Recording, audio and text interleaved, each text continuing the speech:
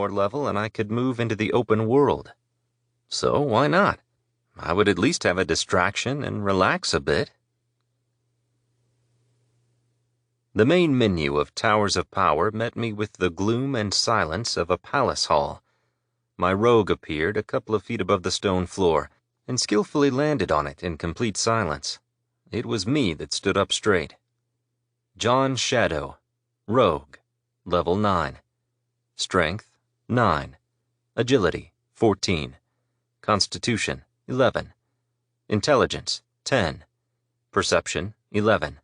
Health, 99. Stamina, 103. Energy, 94. Damage, 6 to 10. Stealth, plus 9. Critical damage when attacking in stealth mode, backstabbing, or attacking a paralyzed target. Some stats could have been increased at the expense of others during character formation, but I didn't go for that. 10 points were considered to be the baseline, and lower stats would carry penalties. If you decreased perception, you turned into a half-blind mole with minimal accuracy and no chance of getting a critical hit. And if you decreased intelligence, you wouldn't be able to open even the simplest of locks. The purpose of a rogue isn't just stealth attacks, it's a universal character. Just what someone needs that has no friends among the players and no clan. A pentagram glowed red upon the floor. I stepped inside it and fell through the stones, appearing on the uneven paving of the square, with the graceful Tower of Power reaching to the skies in the middle. It was late evening in the game. Old Gardens was a small town for newbie players, and it sank into dusk as the sky quickly darkened. However, this was good, as there was nothing better than the darkness for a rogue like myself who was focused on stealth.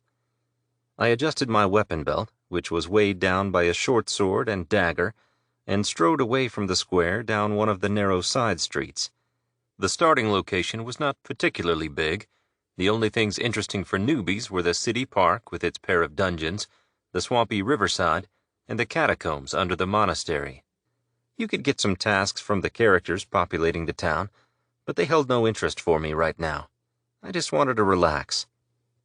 After pulling a bright green leaf from a tree, I rubbed it between my fingers as I walked. When I smelled it, my nose was filled with a sophisticated and pleasant aroma. Everything in the game seemed to be completely real, but that didn't particularly surprise me. I was used to it. Unlike the equipment of their competitors like swords and fire or distant space, the patented technology of Towers of Power allowed the player to get information about the virtual world and fill in some of the small details themselves. What this basically meant was that the brain became a dedicated server, which increased the processing power of the gaming hardware. So was this smell programmed by the creators of the game, or did I think of it myself? Who knows? Anyway, it didn't matter. The square in front of the monastery was unusually full of people, and a monk with a scrap of parchment stepped out of a back alley. "Could the noble sir clear the city park of the undead?" he asked me, offering me a map. "Do you want to accept the malicious corpse quest? Yes or no?" I agreed and took the map and carefully looked through the objectives. They turned out to be as easy as they could be. I just had to kill the slow-moving walking corpse that I'd already got to hack into pieces a couple of times without being on any quests. A green dot appeared on the map to mark the cave that I needed, and I went off toward the park. The monk didn't ask other players for help, but returned to the alleyway, to my great relief. A personal quest? That was absolutely great. I only had to earn a little more XP to reach level 10. Kill the zombie and immediately get out of the city, where I'd get to relax. The park was large and neglected. It was surrounded by a decrepit fence that had magical crystals shining with yellow light upon it. Apart from the cave with a lonely walker, there was a descent into a much larger dungeon somewhere among the trees. But the skeleton lord that lived in its bottom level could only be defeated by a large group of players. I never went there, and I was satisfied with hunting foxes, wolves, and random undead.